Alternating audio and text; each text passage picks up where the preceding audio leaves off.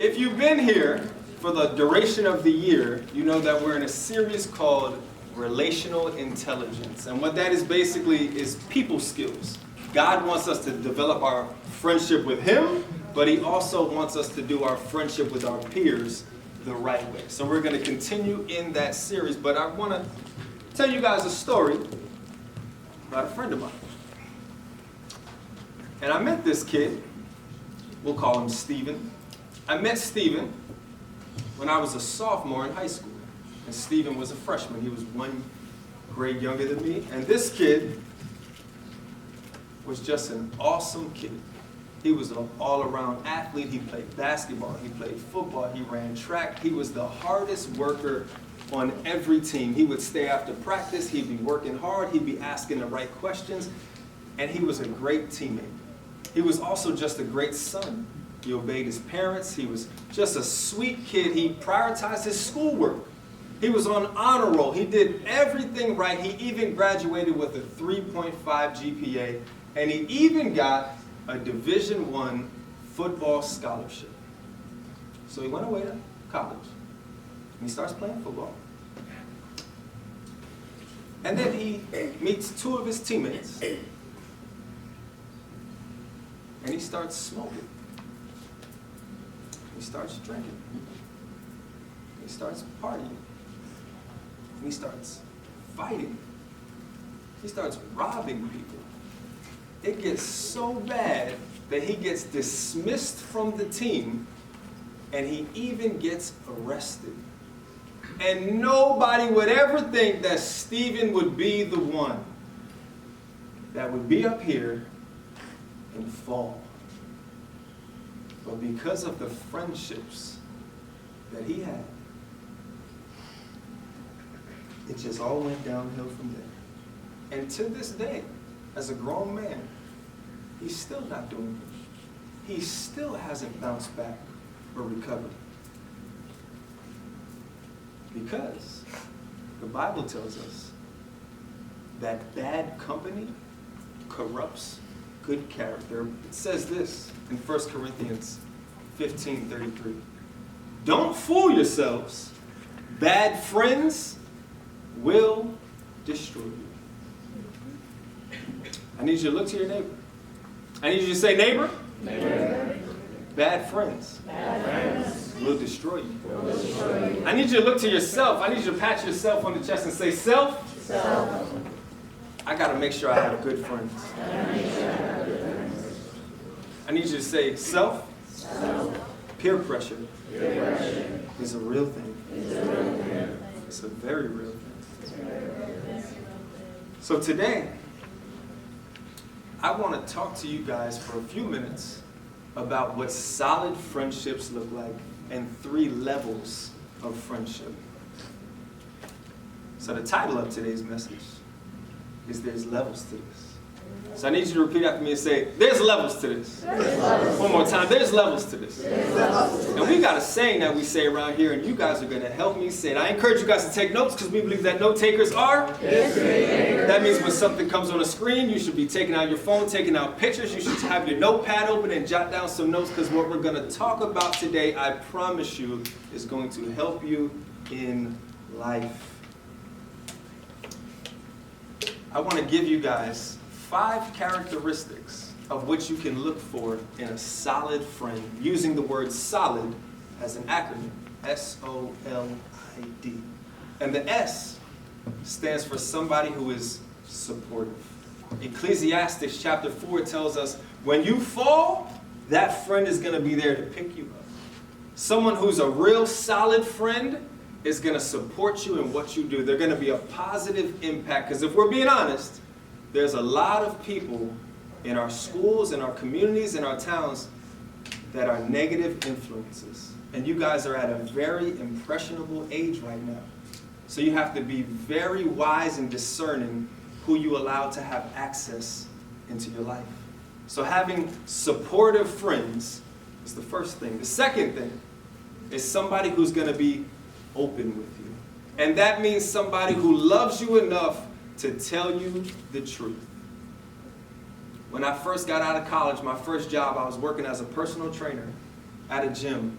and my manager started talking to me crazy. So I'm not saved at this time. I had no relationship with God, never accepted Jesus Christ into my heart. So I'm about to tell my manager about himself, okay? I'm 23, I'm big, I'm strong. I don't know what's about to happen, but you're not about to talk to me crazy. You're not going to talk to me crazier than I'm going to talk to you. So I'm working out with my friend. I'm telling my friend what I'm getting ready to say to my manager. And my friend Stefan says to me, yo, bro, I hear you, but that's a bad idea. I hear you. You're going to express yourself, but you're going to lose your job. And it's not worth you losing your job. And he talked me out of it because he cared about me enough to be open with me, to be honest with me. A solid friend is going to be open and honest with you, because raise your hand if sometimes you got some bad ideas. A good friend is going to talk you out of it. The L stands for somebody who's loving. Somebody who's going to be kind to you. Somebody who's going to be caring for you. Because I had multiple friends. One incident, I had one friend that I was very close with for a couple years. And then very quickly, I realized that every joke that my friend would tell, I was the brunt of the joke. And he would put himself on a pedestal and put me down to do it. And very quickly I realized that this person is not my friend. And I had to realize that I have to love myself more than I love him. Because God says to love your neighbor as you love yourself, which means you already love yourself, so you have the capacity to love somebody else. I couldn't let him put me down so he could put himself up. So I had to have an honest conversation with him and say, listen, man, I understand you're laughing and joking, but that's not cool.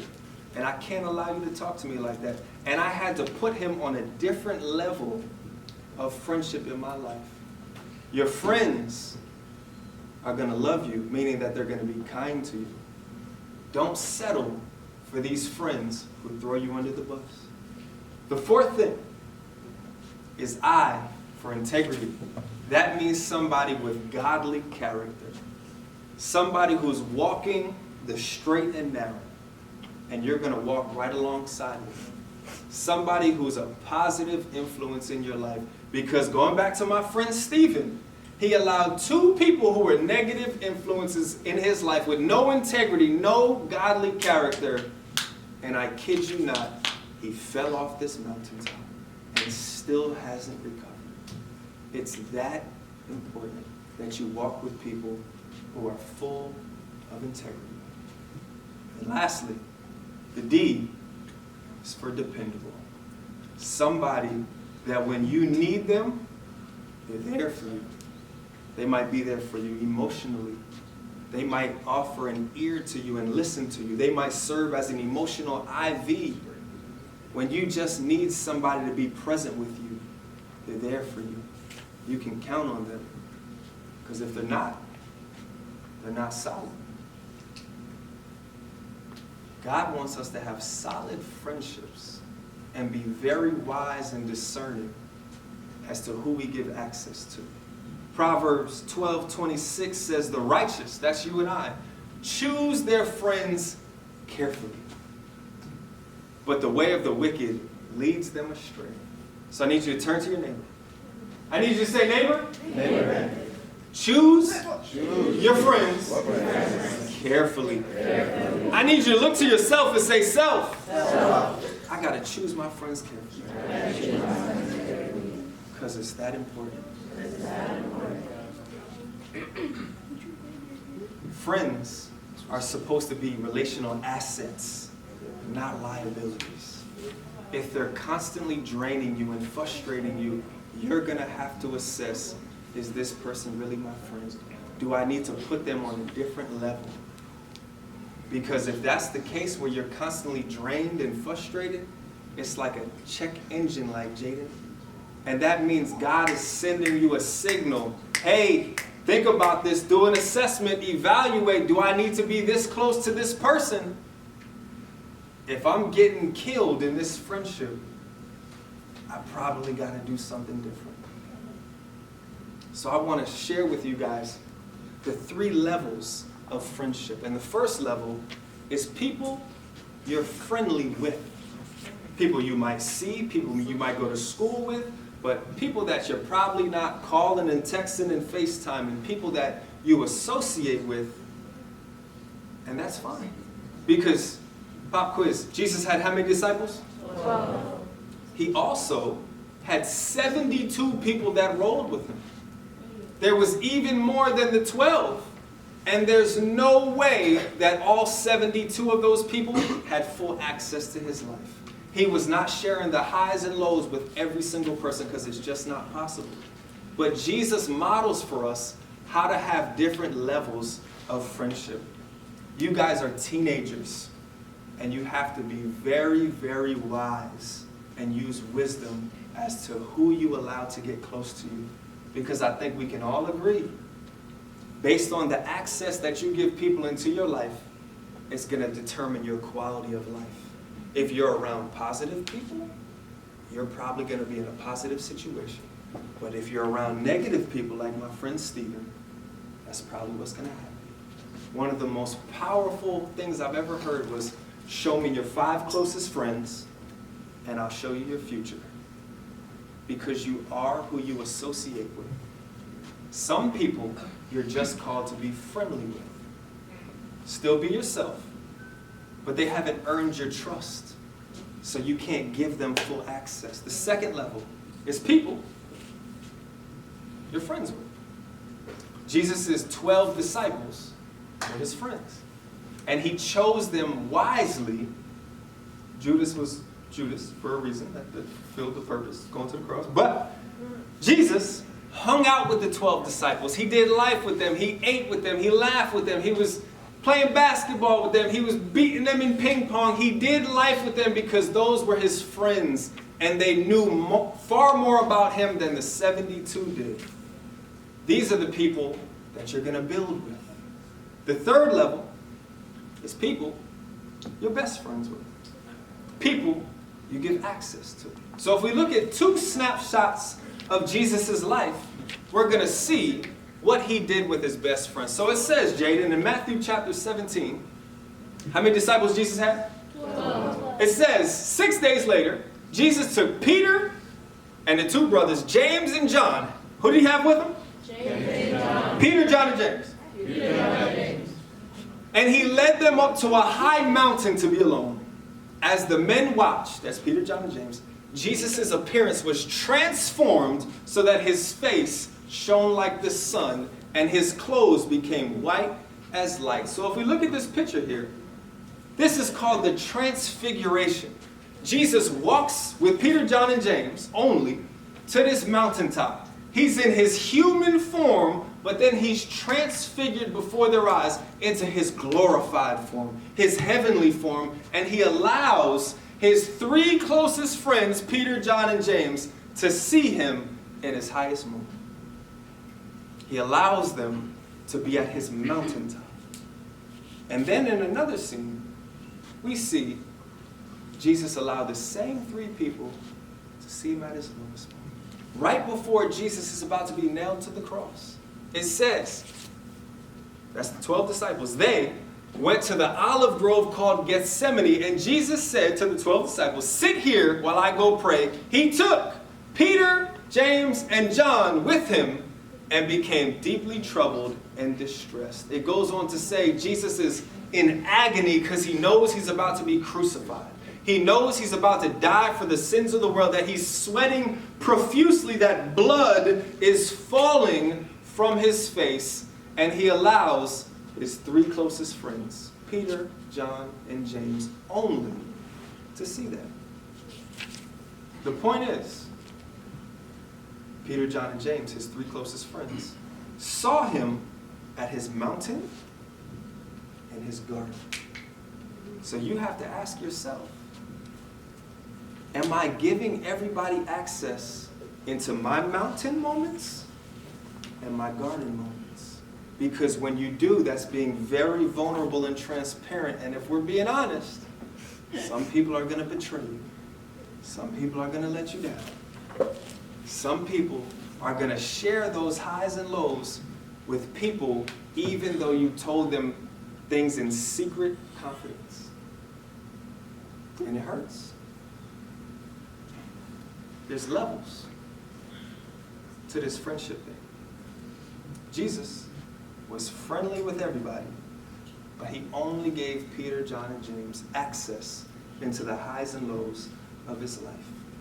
There's a quote that I want to share with you guys, and it says, it's better to first get the right people on the bus of your life, the wrong people off the bus, and the right people in the right seats, then figure out where to drive. Essentially what this author is saying is, we got to find the people that maybe are too close to us, that we shouldn't be friends with because they're a negative influence, and we got to get them off the bus. We got to get the people that we should be doing life with on the bus, and then we got to put them in the right seats. Should I be friendly with them? Should I be friends with them, or best friends with them? It's very important to use wisdom, to ask leaders here, to ask your parents, people who have more experience than you, their thoughts and opinions to protect yourself. And Vanessa is going to share a little testimony of a time that a friend let her down. Come on up here, Vanessa.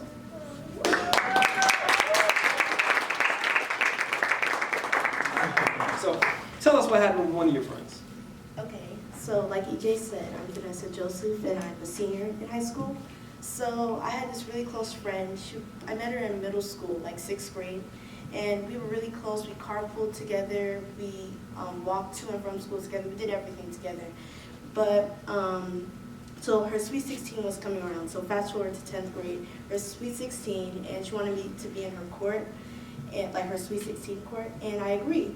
So as I agreed, I saw the people on there, and one of the persons specifically worshipped Satan, like he was a Satanist at the time. Say that again.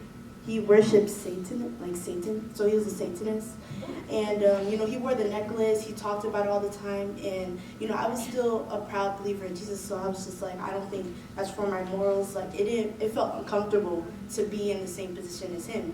So I told her that, and I told her, I still want to come to your party, but I don't think it's right for me to be in your court. And she took it as a personal offense. Like, she stopped being friends with me, she stopped talking to me, and I really felt a void, like, when she left, because I was like, oh my gosh, like, I'm just looking out for myself. I didn't want to settle in a position where I feel uncomfortable, but she took it as I'm hurting her. So I felt really lonely at the time. I was just like, oh my gosh, like, she's just not my friend, so I didn't really know who to turn to. And, that's when I turned to God. And I think that's what needed to happen. If I was still friends with her, I think I would have just not found a way to be by myself and find the love of God. Because if I was still friends with her, I would have just been kikiing with her and then not realizing that there's a God that can fill a void in my life. And she's not the one that can do that. So.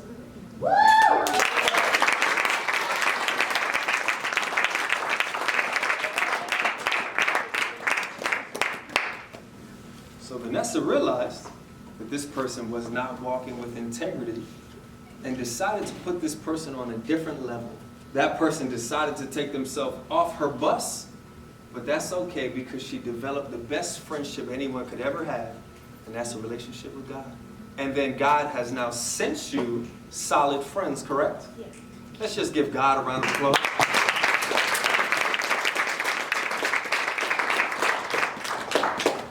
So the one thing, the big idea I want you guys to take away from today is this. Choose your friends carefully. Everybody say carefully. Carefully. And wisely place them on the proper level so you can be all that God has called you to be. The people that are the closest to you are going to help, positively or negatively, determine the trajectory of your life. And you have to be very smart who you choose to do life with. It's that important. So real quick, I just want you to close your eyes. And I just want you to just meditate on the word and just Allow the Holy Spirit to minister to you and ask, is there people on my bus that I need to remove from my bus? Is there people on a level that need to be on a different level? Just meditate on that for a moment.